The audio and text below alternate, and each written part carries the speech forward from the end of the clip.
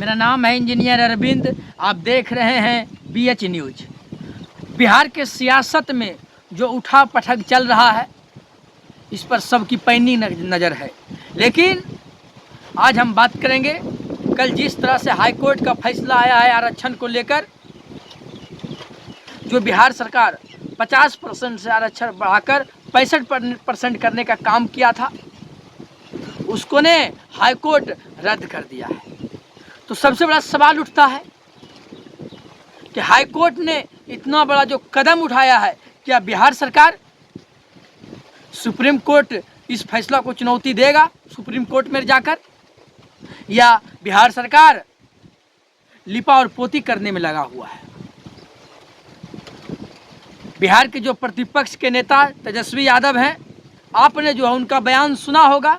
उन्होंने कहा कि हाई कोर्ट ने फैसला कर लिया था, बस वो जो है इस फैसला को सुनाने में देर किया जानबूझकर, क्योंकि चुनाव चल रहा था। चुनाव में अगर ये फैसला को सुनाया जाता तो चुनाव में जो है इसका बहुत प्रभाव पड़ता।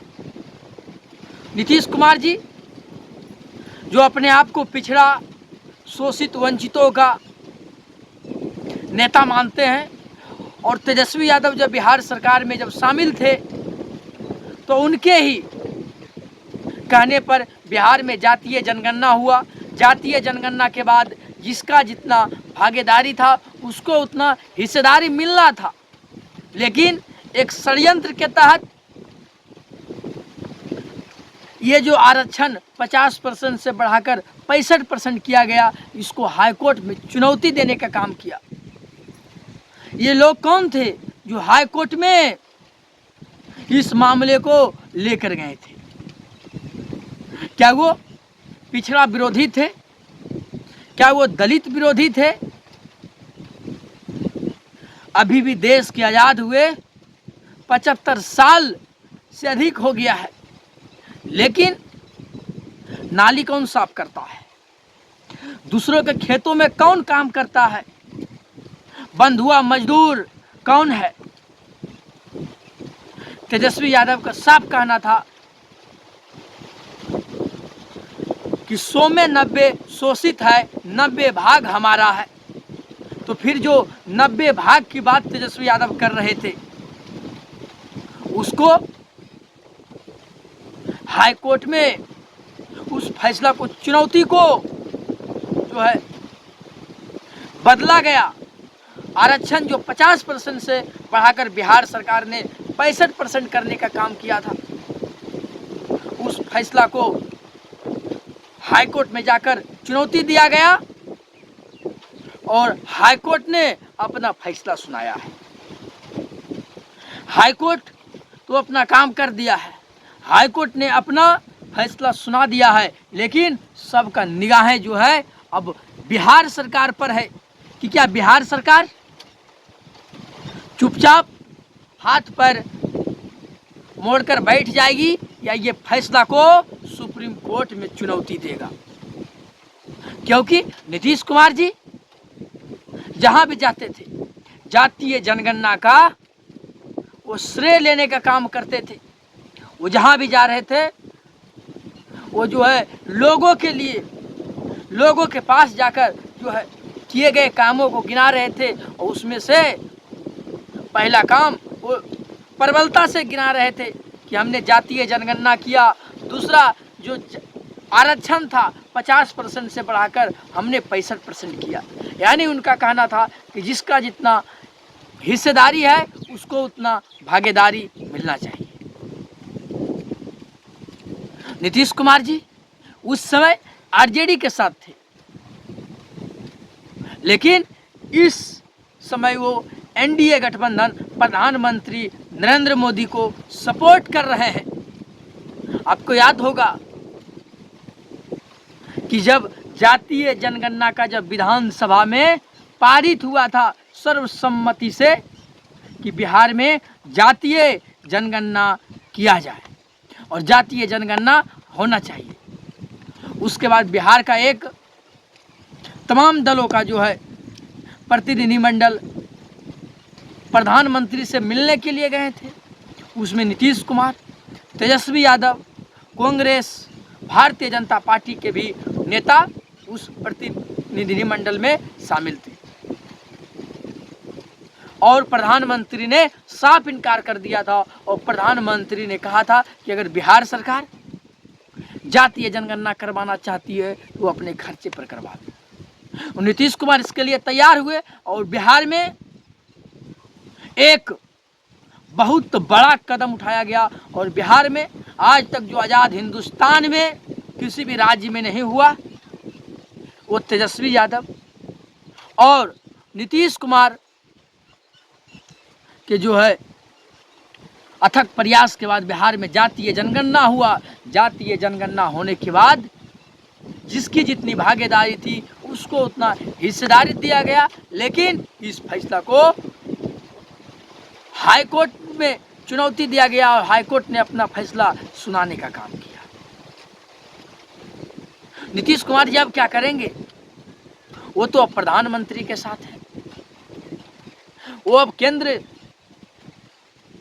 में शामिल है। लोग जो है ये उम्मीद देख रहे थे नीतीश कुमार के तरफ कि जिस तरह से नीतीश कुमार ने बिहार में जातीय जनगणना करवाने का काम किया, जिस तरह से नीतीश कुमार ने बिहार में जिसका जितना भागीदारी था उसको उतना हिस्सेदारी दिलवाने का काम किया। लेकिन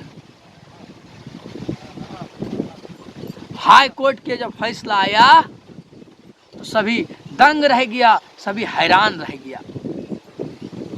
बिहार के 12 करोड़ लोग तो कम से कम हैरान होंगे ही होंगे। लेकिन सवाल उठता है, क्या नीतीश कुमार हैरान है? नीतीश कुमार परेशान हैं?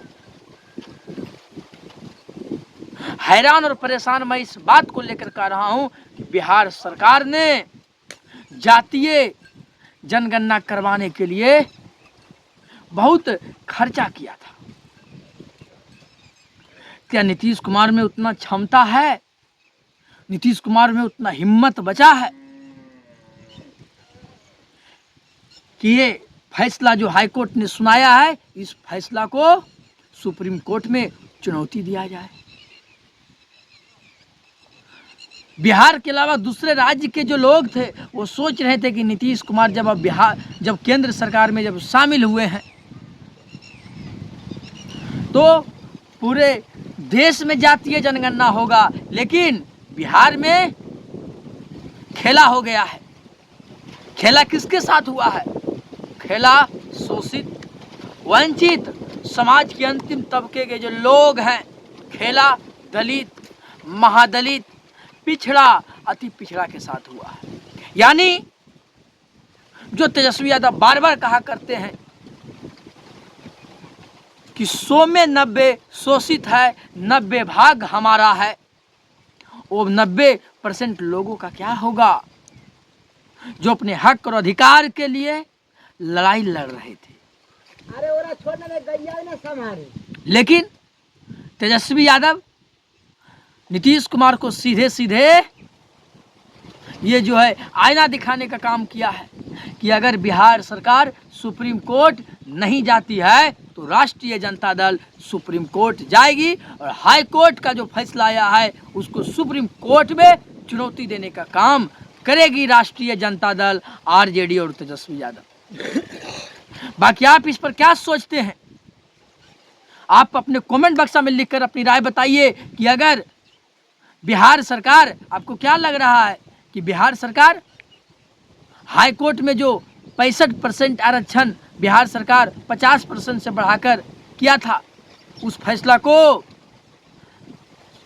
हाई कोर्ट ने पलटने का काम किया है? क्या बिहार सरकार सुप्रीम कोर्ट जाएगी या तेजस्वी यादव को जाना चाहिए सुप्रीम कोर्ट? जैसा कि तेजस्वी यादव ने भी बताने का काम किया है कि बिहार सरकार अगर नहीं जाएगी तो राष्ट्रीय Janata Dal, RJD supreme court जाने के लिए तैयार है। इस पर आपकी राय क्या है? आप हमारे कमेंट बक्स में लिखकर अपनी राय दीजिए।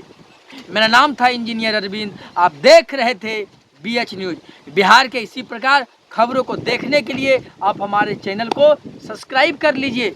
ऐसे हम हमेशा नहीं बोलते हैं, लेकिन ये आरक्षण का मुद्दा था। 100 में 90 शोषित है, 90 भाग हमारा है। जो हमने, जब हमारा एक सब्सक्राइबर था उसी दिन से हम शोषित, वंचित और समाज के अंतिम तबकों के लिए हम आवाज़ उठाने का काम कर रहे हैं। और आज जो हाईकोर्ट ने 50% से 65% आरक्षण बिहार सरकार किया था, उसको जो है पलट दिया है। तो इस पर इंजीनियर अरविंद कैसे चुप रह सकता था। आप देखते रहिए BH न्यूज़।